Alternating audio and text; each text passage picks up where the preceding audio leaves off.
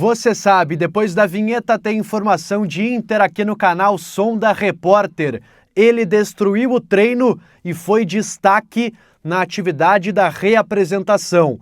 Vamos falar também sobre a instabilidade política que foi revelada por conselheiro do clube e mais, as explicações da direção colorada sobre a estrutura da base que foi muito criticada nas últimas semanas.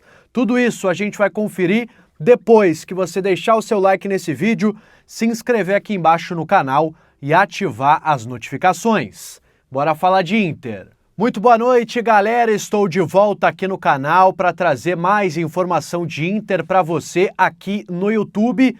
Estou de volta, pessoal, para a gente falar sobre a reapresentação do Internacional, que aconteceu nesta tarde no CT Parque Gigante, e traz consigo algumas boas notícias. A primeira, Thiago Maia tem apenas um desconforto muscular e não tem lesão constatada, pelo menos por hora.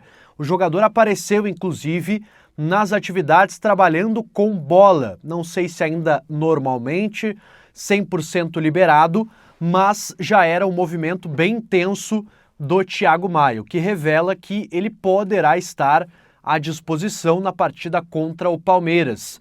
A gente cogitava aqui, quem sabe, uma lesão muscular, porque ele saiu sentindo na partida do Inter contra o Fortaleza, no estádio Beira-Rio, a última partida antes da parada, e agora, pelo menos, a notícia é que ele está trabalhando normalmente.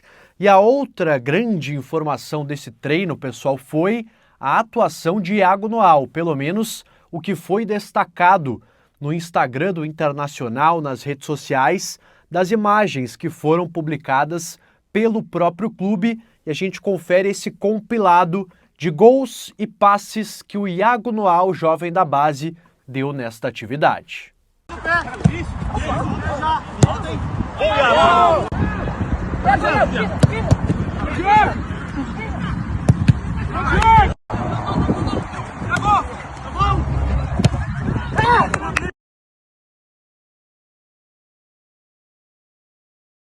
Iago Noal, que ainda não engrenou, não recebeu muitas oportunidades no profissional, recebeu uma chance que foi até meio aleatória, meio do nada, naquela partida contra o Atlético Mineiro, onde o Inter estava em crise, perdendo por 2-0, por 1-0 ainda, no momento da entrada dele, mas o Roger coloca o Iago Noal naquela partida e depois nunca mais. Então, quero ver mais do Iago Noal no profissional, acho que ele já deveria ter sido introduzido lá no Gauchão, mas como a gente teve o Gauchão FIFA, o Gauchão Copa do Mundo, onde não podia se colocar garotos, era time titular quarto e domingo para vencer, aí não deu tempo de olhar esses garotos, na minha opinião, um planejamento bem equivocado que fez o Internacional.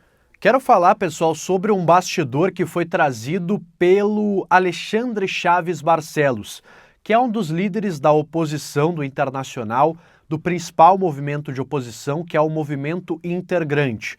Muita gente, inclusive, coloca ele já como possível candidato do MIG à presidência no ano que vem, ele que é uma das lideranças aí do movimento, e ele deu uma entrevista para a Rádio Gaúcha no último dia, na última terça-feira, e tem uma fala dele que está repercutindo bastante, que é sobre o momento político do Inter, que o momento é um dos piores da história, que não há união no Conselho. Criticou também bastante essa comissão especial que foi criada para debater SAF, para debater novas receitas, e há essa crítica colocada pelo movimento Intergrande.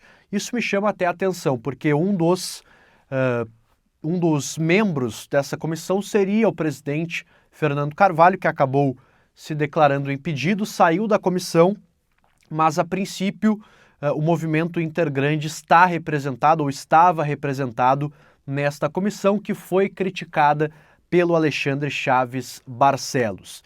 Então há nesse momento uma descrença de pessoas importantes do Inter, por mais que sejam da oposição, que não há um projeto de clube sendo apresentado, que não há nesse momento uma unidade política construída em torno de uma ideia, para que o Inter consiga ter um bom momento, né? A gente lembra aqui que muitos dos momentos bons do Inter foram com essa união política, união de movimentos, enfim, união em torno de um projeto de futebol e, na opinião do Alexandre Chaves Barcelos, é o que não existe. Falou sobre dívidas que de fato estão crescendo, tanto a dívida de curto prazo quanto a dívida de longo prazo.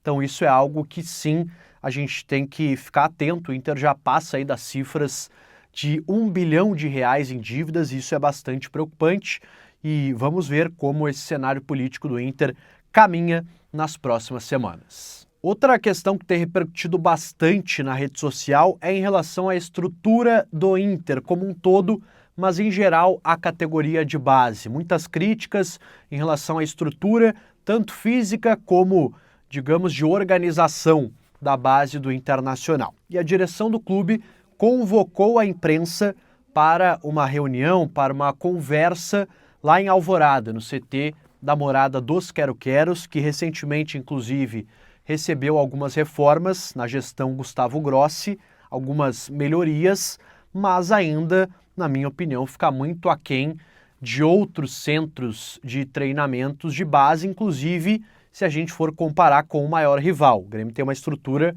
bem bacana lá em Eldorado, muito diferente da estrutura do Internacional. Então, vai haver essa conversa, o clube vai passar algumas informações do que está sendo feito, do que vai ser feito e de novos planos, aí, novos projetos que envolvem a estrutura da base do Internacional. Para a gente fechar esse vídeo, pessoal, para não deixar passar despercebido, eu sei que provavelmente você que está acompanhando esse conteúdo já sabe, mas o Wesley hoje foi anunciado pelo Al Rayyan. Como eu não gravei vídeo pela manhã, estou trazendo aqui a informação para vocês. O anúncio aconteceu, foi publicado um vídeo, jogador que se despede aí oficialmente do Internacional. $9 milhões é o negócio que foi fechado, $4,5 milhões para o Internacional. Então, o Inter fica aí com uma grana interessante, R$24 milhões aproximadamente desta negociação. Tá certo, pessoal? Deixe seu like nesse vídeo, se inscreve aqui embaixo se você não é inscrito, ativa o sininho das notificações e eu volto no próximo conteúdo. Até mais!